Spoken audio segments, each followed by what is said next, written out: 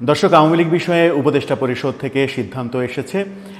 আওয়ামী লীগকে নিষিদ্ধ করা হয়েছে নাকি নিষিদ্ধ করা হয়নি, এই দোটানাই যখন বাংলাদেশের মিডিয়ায় পড়ে গেছে, তখন সেই দোটানার মধ্যে এনসিপি নেতারা যে পড়বে এটা খুব স্বাভাবিক।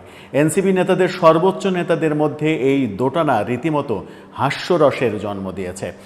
নাহিদ ইসলাম এক কথা বলছেন, হাসনাত আবদুল্লাহ আর এক কথা বলছেন। নাহিদ ইসলাম পুরো জাতিকে, জনতাকে অভিনন্দন জানাচ্ছেন, আর হাসনাত আবদুল্লাহ বলছেন রাজপথ ছাড়বেন না, আমাদের দাবি এখনো আদায় হয়নি, আমরা না বলা পর্যন্ত কেউ যাবেন না। এরকম কনফিউশন কেন তৈরি হলো নিজেদের মধ্যে? নিজেদের কেন সমন্বয় নেই? নেতারা বিভিন্ন দিকে বিভিন্ন রকমের কথাবার্তা কেন বলছেন, আর বাস্তবতায় বা কী, সেই আলোচনাই করবো এই ভিডিওতে। থাকবেন পলিটিক্স টিভির নিয়মিত আয়োজনে।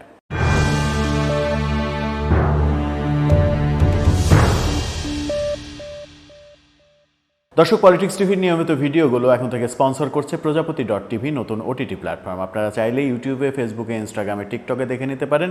ডেসক্রিপশন বক্সে লিঙ্ক দেওয়া থাকবে, সেখান থেকেও আপনারা দেখে নিতে পারেন।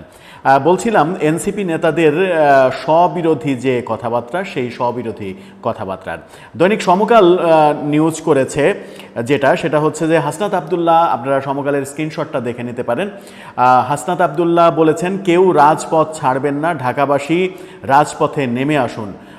অর্থাৎ ঢাকাবাসীকে আবার নতুন করে রাজপথে নেমে আসার আহ্বান জানাচ্ছেন তিনি বলেছেন তাদের 3 দফা দাবি এখনও ফুলফিল হয়নি। সেই দাবি যতক্ষণ পর্যন্ত না ফুলফিল হচ্ছে ততক্ষণ পর্যন্ত রাজপথে থাকতে হবে এবং নতুন করে ঢাকাবাসীকে রাজপথে আসার আহ্বান জানালেন তিনি।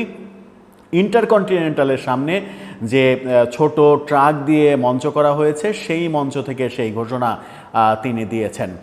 সেই ঘোষণা যখন তিনি দিলেন, তার আগে আমরা দেখলাম যে উপদেষ্টা পরিষদের ঘোষণার পরে শাহবাগ ইন্টারকন্টিনেন্টাল এলাকায় মিছিল হলো, বেশ আনন্দ মিছিল হলো। সেই আনন্দ মিছিলে আবার বিএনপিকে ধুয়ো দেওয়া হলো।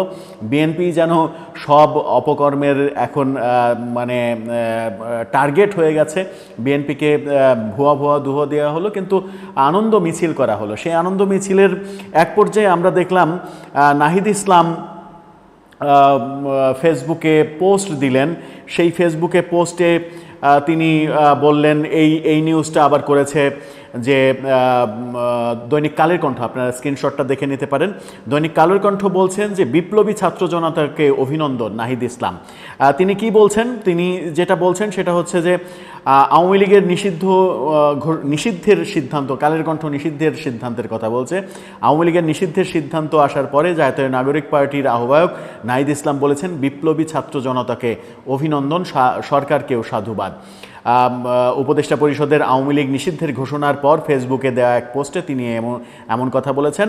নাহিদ ইসলাম বলেছেন দ্রুত সময়ের মধ্যে সকল সিদ্ধান্তর বাস্তবায়ন চাই, তবে জুলাই ঘোষণাপত্র ও বিচার প্রশ্নে আমাদের সংগ্রাম জারি রাখতে হবে। অর্থাৎ তিনি অভিনন্দন জানাচ্ছেন জাতিকে।